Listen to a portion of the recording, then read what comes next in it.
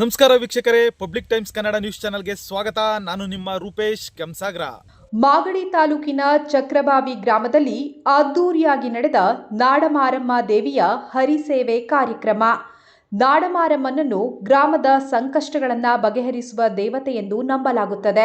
ಊರಿಗೆ ಬರುವ ಸಾಂಕ್ರಾಮಿಕ ರೋಗಗಳು, ಬರಗಾಲ ಮತ್ತು ಕೆಟ್ಟ ದೃಷ್ಟಿಯಿಂದ ಗ್ರಾಮವನ್ನು ರಕ್ಷಿಸುವ ಕಾವಲು ದೇವತೆಯೆಂದೇ ಈಕೆಯನ್ನ ವರ್ಣಿಸುತ್ತಾರೆ ಎಂದು ಗ್ರಾಮದ ಮುಖಂಡ ಚಕ್ರಬಾವಿ ವಿಎಸ್ಎಸ್ಎನ್ ಅಧ್ಯಕ್ಷ ಬಸವರಾಜು ತಿಳಿಸಿದರು. ಇನ್ನು ಈ ಕಾರ್ಯಕ್ರಮಕ್ಕೆ ರಾಜಕೀಯ ಘಟಾನುಘಟಿ ನಾಯಕರುಗಳಾದ ಜೆಪಿ ಫೌಂಡೇಶನ್ ಅಧ್ಯಕ್ಷ ಜೆಪಿ ಚಂದ್ರೇಗೌಡ ಹಾಗೂ ಬಿಡದಿ ಪುರಸಭಾ ಮಾಜಿ ಅಧ್ಯಕ್ಷ ಲೋಹಿತ್ ಭಾಗಿಯಾಗಿದ್ರು. ಗ್ರಾಮದ ಅಧಿದೇವತೆ ನಾಡಮಾರಮ್ಮ ಕೇವಲ ದೇವತೆಯಲ್ಲ, ಅವಳು ಗ್ರಾಮೀಣ ಜನರ ಬದುಕು, ಸಂಸ್ಕೃತಿ ಮತ್ತು ನಂಬಿಕೆಯ ಅವಿಭಾಜ್ಯ ಅಂಗ ಎಂದು ತಿಳಿಸಿದರು. ಹರಿಸೇವೆ ಮಾಡುವುದರಿಂದ ಮನುಷ್ಯನಲ್ಲಿರುವ ನಾನು ಎಂಬ ಅಹಂಕಾರವು ದೂರವಾಗುತ್ತದೆ. ಭಗವಂತನ ಮುಂದೆ ನಾವೆಲ್ಲರೂ ಸೇವಕರು ಎಂಬ ಭಾವನೆ ಬರುತ್ತದೆ, ವಿನಯ ಬೆಳೆಯುತ್ತದೆ ಎಂದು ಹೇಳಿದರು. ಅಷ್ಟೇ ಅಲ್ಲದೆ ಸುತ್ತಮುತ್ತಲಿನ ಗ್ರಾಮದ ಸಾವಿರಾರು ಗ್ರಾಮಸ್ಥರಿಗೆ ಅನ್ನದಾಸೋಹ ಕಾರ್ಯಕ್ರಮವನ್ನು ಕೂಡ ಹಮ್ಮಿಕೊಳ್ಳಲಾಗಿತ್ತು. ಈ ಒಂದು ಕಾರ್ಯಕ್ರಮ ಬಂದು ಭಾಳ ತುಂಬ ಸಂತೋಷ ಆಯಿತು. ಸುತ್ತಮುತ್ತ ಗ್ರಾಮದ ಹಬ್ಬದ ಪ್ರಯುಕ್ತ ತುಂಬ ಅದ್ಭುತವಾಗಿ ಈ ಒಂದು ಕಾರ್ಯಕ್ರಮ ಆಯೋಜನೆ ಮಾಡಿದ್ದಾರೆ. ಮುಂದಿನ ವರ್ಷ ಇನ್ನೂ ಹೆಚ್ಚಿನ ರೀತಿಯಲ್ಲಿ ಈ ಗ್ರಾಮಸ್ಥರು ಮುಖದರ್ಶನ ಮಾಡಲಿ ಅಂತ ಕೇಳ್ಕೊಳ್ತೀವಿ. ಈ ಚಕ್ರಬಾವಿ ಗ್ರಾಮದಲ್ಲಿ ಇತಿಹಾಸವುಳ್ಳ ಶಕ್ತಿ ದೇವತೆಯಾದ ನಾಡಮಾರಮ್ಮ ಐತೆ. ಅವ್ರಿಗೆ ಆ ತಾಯಿಗೆ ಎಲ್ಲೆಲ್ಲ ಅವರೇ ಭಕ್ತರು ಹೇಳೋಕ್ಕಾಗಲ್ಲ. ಅದು ತುಂಬ ಊರಿಂದ ಬಂದಿದ್ದಾರೆ. ಅಂದರೆ ಆ ತಾಯಿ ಭಕ್ತಿ ತುಂಬ ಶಕ್ತಿ ಉಳ್ಳವಳು. ಆದ್ದರಿಂದ 2ನೇ ವರ್ಷದ ಹರಿಸೇವೆ ಮಾಡಿಕೊಂಡು ಸಿಹಿ ಬಸವೇಶ್ವರ ವೀರಶೈವ ಸಮಿತಿಯಿಂದ ಸಿಹಿ ಊಟ, ಸಿಹಿ ಬಾಡು ಮಟನ್ ಯಾರು ತಿನ್ನಲ್ಲ ಅವರಿಗೆ ಸಿಹಿ ಊಟ ಕಾರ್ಯಕ್ರಮ ಮಾಡಿದ್ದೀವಿ. ಈಗ ರೀಸೆಂಟ್ ಹಬ್ಬನೂ ಆಗಿದೆ. ಈ ಹರಿಸೇವೆನ ಮುಂದಿನ ದಿನದಲ್ಲೇ ಚೆನ್ನಾಗಿ ನಡೆಸ್ಕೊಂಡು ಹೋಗ್ತೀವಿ. ಹರಿಸೇವೆ ಬಿಟ್ಟು ಸಿಹಿ ಊಟ ಎರಡೂ. ಇವಾಗ ಸಿಹಿ ಊಟ ನಡೀತಾ ಇರೋದು ವೀರಶೈವ ಲಿಂಗಾಯತದಿಂದ, ಬಸವೇಶ್ವರ ಸಮಿತಿಯಿಂದ ಈ ಸಿಹಿ ಊಟ ನಡೆದಿದೆ. ಇಲ್ಲ, ಈ ಹರಿಸೇವೆ ಊಟ ಊರು ಪೂರ್ತಿ ಗ್ರಾಮದವರಿಂದ ಮತ್ತು ಅಕ್ಕಪಕ್ಕದ ಗ್ರಾಮಸ್ಥರಿಂದ ಎಲ್ಲ ಸ್ನೇಹಿತರಿಂದ ಈ ಕಾರ್ಯಕ್ರಮ ನಡ್ಕೊಂಡು ಅಣ್ಣ ತಮ್ಮ ಥರ ನಡ್ಸ್ಕೊಂಡು ಹೋಗ್ತಾ ಇದ್ದೀವಿ.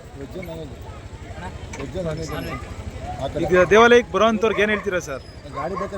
ನಾವು ಏನು ಹೇಳೋಕ್ಕಾಗಲ್ಲ ಸರ್. ಅವ್ರ ಭಕ್ತಿನೂ ದೇವಾಲಯ ಕಟ್ಟೋಕ್ಕೆ ನಾವು ಆಚೆಗಡೆ ಹೋಗಿ ಒಂದು 10 ರೂಪಾಯಿ ನಾವು ಕೇಳಿಲ್ಲ ಹೇಳಿ.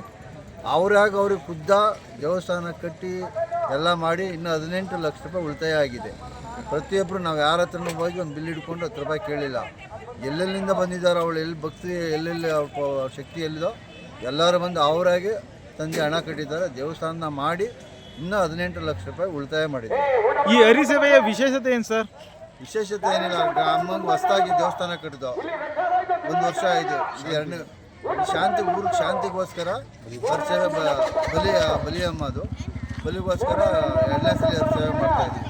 ನಮ್ಮ ಸ್ನೇಹಿತ ಆನಂದ ಅಂದ್ಬಿಟ್ಟು ಅವರು ಇಲ್ಲಿ ಪ್ರಪ್ರಥಮವಾಗಿ ಅವರು ಹೋದ ವರ್ಷ ತೀರೋಗ್ಬಿಟ್ಟು ಹರಿಸೇವೆ ಮಾಡಿ ಒಂದು 15 ದಿನಕ್ಕೆ ತೀರೋಗ್ಬಿಟ್ಟು ಅವನು ಸ್ಟಾರ್ಟ್ ಮಾಡಿ ಹೋಗಿದ್ದಾನೆ. ಅದನ್ನೇ ಹಂಗೆ ಕಂಟಿನ್ಯೂಷನ್ ಮಾಡ್ಕೋಬೇಕು. ಪಾಪ ಅವನದು ಒಂದು ಹೆಸರಿರಲಿ, ಗ್ರಾಮದ ಒಂದು ಹೆಸರಿರಲಿ ಅಂತ ನಾನು ಅಧ್ಯಕ್ಷ ರಾಜಣ್ಣ ಅವರು, ನಮ್ಮ ಮಾವ ಇವರು, ನನ್ನ ತಮ್ಮ ಬಸವರಾಜ್ ಅವರು, ನನ್ನ ತಮ್ಮ ಮಹೇಶ್ ಅವರು, ನಮ್ಮ ಮಗ ಸೂರ್ಯವರು, ನಮ್ಮ ವೀರಶೈವ ಮುಖಂಡರು ಎಲ್ಲರೂ ಸೇರಿ ಈ ಕರ್ತವ್ಯವನ್ನು ಅಣ್ಣ ತಮ್ಮದ ಥರ ಭಾಗವಹಿಸ್ಕೊಂಡು ಈ ಗ್ರಾಮದಲ್ಲಿ ನಡ್ಕೊಂಡು ಹೋಗ್ತಾ ಇದ್ದೀವಿ. ವಿಶೇಷ ಅಷ್ಟೇ.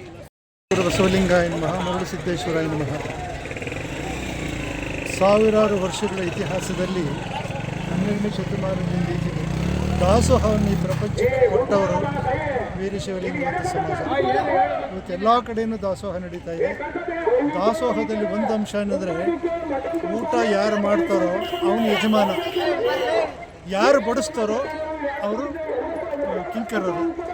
ಊಟಕ್ಕೆ ನೀವು ಇವತ್ತೇನು ಮಾಡಿಸಿದ್ದೀರೋ ಅದು ನಿಮ್ಮ ಜನ ಸಮುದಾಯದ ಒಂದು. ಅದಕ್ಕೆ ನಮ್ಮಲ್ಲಿ ಏನು ಹೇಳ್ತಾರೆ, ಶಿವಯೋಗಿನಿ ಸಂತೃಪ್ತೆ ತೃಪ್ತೋ ಭವತಿ ಶಂಕರ ತತ್ ತೃಪ್ತಿಯ ತನ್ಮಯಂ ವಿಶ್ವಂ ತೃಪ್ತಿಮೇತಿ ಚರಾಚರಂ ಅಂತ ಹೇಳ್ತಾರೆ. ಪ್ರಸಾದ ಜಗತ್ತಿನಲ್ಲಿ ಏನೇ ಬೇಕು ಅನ್ನಿಸ್ತದೆ, ಪ್ರಸಾದ ಒಂದು ಸಾಕು ಅನ್ನಿಸ್ತದೆ. ಈಗೇನು ನೀವು ಹೇಳಿದಿರೋ ಇದರ ಒಡೆಯ ಊಟ ಮಾಡುವ ಯಾರು ನೀವು ಮಾಡಿಸಿದಿರೋ ಭಕ್ತರುಗಳು, ನೀವು ಅದರ ದಾಸರು. ಊಟ ಊಟ ಮಾಡೋನು ಒಡೆಯ.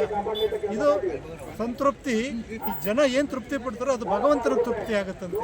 ಅಂಥ ಸಮಾಜದಲ್ಲಿ ಚಕ್ರಬಾವಿಯಲ್ಲಿ ವೀರಶೈವ ಸಮಾಜ ಮತ್ತು ಗೌಡಮನೆತದ ಸಮಾಜ ಎರಡು ಸೇರಿ ದೊಡ್ಡದ ಇತಿಹಾಸವನ್ನು ಚಕ್ರಬಾವಿಯಲ್ಲಿ ಸುವರ್ಣಾಕ್ಷರದಲ್ಲಿ ಮಾಡಿದ್ದಾರೆ. ದಯಾಮಯನಾದ ಭಗವಂತನು ಎಲ್ಲರಿಗೂ ಆಯುಷ್ಯ ಆರೋಗ್ಯ ಕೊಟ್ಟು ಈ ದಾಸೋಹ ಹೀಗೆ ನಿರಂತರವಾಗಿ ನಡೆಯಲಿ ಅಂತ ಹಾರೈಸಿ ನನ್ನ ಕರೆಸಿ ಎರಡು ಮಾತಾಡೋಕ್ಕಂಥ ರಾಜಣ್ಣ ಮತ್ತು ಸಮಾಜದ ಬಾಂಧವರಿಗೆ, ಊರಿನವರಿಗೆ ಎಲ್ಲರಿಗೂ ಒಂದೊಂದು ಕೃತಜ್ಞತೆಯನ್ನು ಸಲ್ಲಿಸ್ತೇನೆ. ಒಂದು ನಾವು ಅರಸೇವೆ ಅಂತ ಮಾಡ್ತಾ ಇದ್ದೀವಿ. ಅಂದರೆ ಲಾಸ್ಟ್ ಇಯರಿಂದ ನಮ್ಮದು ದೇವಸ್ಥಾನ ಬಂದು ಇನಾಗ್ರೇಷನ್ ಆಯಿತು. ಅಂದರೆ ಹಳೆ ದೇವಸ್ಥಾನನೇ ಬಂದು ಕಿತ್ತಾಕ್ಬಿಟ್ಟು ನಾವು ಹೊಸ್ದಾಗಿ ಕಟ್ಟಿ ಹೊಸ್ದಾಗಿ ಮಾಡಿದ್ರಿಂದ ನಾವು ಹೊಸ್ದಾಗಿ ಒಂದು ಕಾರ್ಯಕ್ರಮ ಅಂತ ಮಾಡ್ಕೋತಾ ಇದ್ದೀವಿ, ಅರಸೇವೆ ಅಂತ ಮಾಡ್ತಾ ಇದ್ದೀವಿ.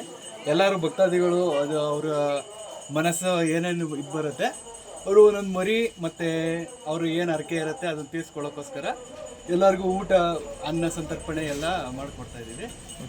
ಈ ದೇವಾಲಯದ ವಿಶೇಷತೆ ಏನು ಸರ್? ಸರ್, ವಿಶೇಷತೆ ಏನು ಸರ್ ದೇವಾಲಯದ ವಿಶೇಷತೆ ಅಂದರೆ ಇದು ಬಂದು ನಾಡಮಾರಮ್ಮ, ಇದು 100 ವರ್ಷದ ಹಳೆ ದೇವರಿದು. ಅಂದರೆ ಎಷ್ಟೋ ಜನ ಹುಟ್ಲಿದ್ದಾರೆ ಇದಕ್ಕೆ, ಬಟ್ ಮಾಮೂಲಿ ಇದಿರುತ್ತೆ ಸರ್. ಓಕೆ, ತಮ್ಮ ಹೆಸರು ಸರ್? ಅಂಜನ್ಮೂರ್ತಿ ಅಂತ.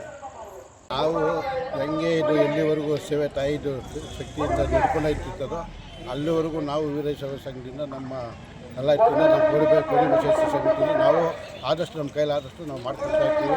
ಅಕ್ಕಪಕ್ಕದವರು ಕೂಡ ನಮ್ಮ ಸಹಾಯ ಮಾಡ್ತಾ ಇರ್ತಾರೆ. ಮುಂದಕ್ಕೂ ಇನ್ನೂ ಅದುರಾಗಿ ಹೋಗ್ತಾ ಇರ್ತೀವಿ. ಯಾವುದೇ ಹಬ್ಬ ಬಂದು ಹುಣ್ಣಿಮೆ ಬಂದು ಎಲ್ಲ ನಮ್ಮ ಯುವಕರು ಬಿಟ್ಟಿದ್ವಿ. ನಮ್ಮ ಸೂರ್ಯ ಅಂದ್ಬಿಟ್ಟು, ನಮ್ಮ ಮಣ್ಣು ಅಂದ್ಬಿಟ್ಟು, ನಮ್ಮ ಮಹೇಶ್ ಅಂದ್ಬಿಟ್ಟು, ನಮ್ಮ ಕಿರಣ ಅಂದ್ಬಿಟ್ಟು, ಚಂದನ ಅಂದ್ಬಿಟ್ಟು, ಇನ್ನೊಬ್ಬ ಶಿವಣ್ಣ ಅಂದ್ಬಿಟ್ಟು ಎಲ್ಲರಿಗೂ ಯುವಕರಿಗೆಲ್ಲ ಬಿಟ್ಬಿಟ್ಟಿದ್ದೀವಿ. ಅವ್ರ ಮುಂದೆ ನಾವು ಇರ್ತೀವಿ, ನಾವು ಹೇಳ್ದಂಗೆ ಅವರು ಮಾಡ್ಕೊಂಡು ಇರ್ತಾರೆ.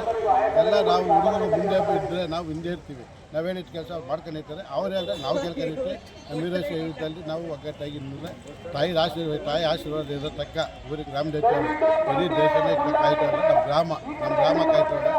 ಅವರು ಇದ್ದಿರೋವರೆಗೂ ನಮ್ಮ ಕೋಡಿ ಬಸವಣ್ಣ, ನಮ್ಮ ಹಣೆಯವರಮ್ಮ, ಹುಲಿರಮ್ಮ, ಗೋಪಾಲಸ್ವಾಮಿ, ಮರುಸಿದ್ದೇಶ್ವರ, ಬಟ್ಟೆಸಿದ್ದಪ್ಪ ಅವರೆಲ್ಲ ಆಶೀರ್ವಾದ ಇರೋ ತಕ್ಕ ಎಲ್ಲಿಂದ ತಕ್ಕ ನಡೀತದೋ ಅಲ್ಲಿಂದ ತಕ್ಕ ನಾವು ಇರೋ ತಕ್ಕ ನಮ್ಮ ಕೈಲಾದಷ್ಟು ನಾವು ಮಾಡ್ತಿರ್ತೀವಿ.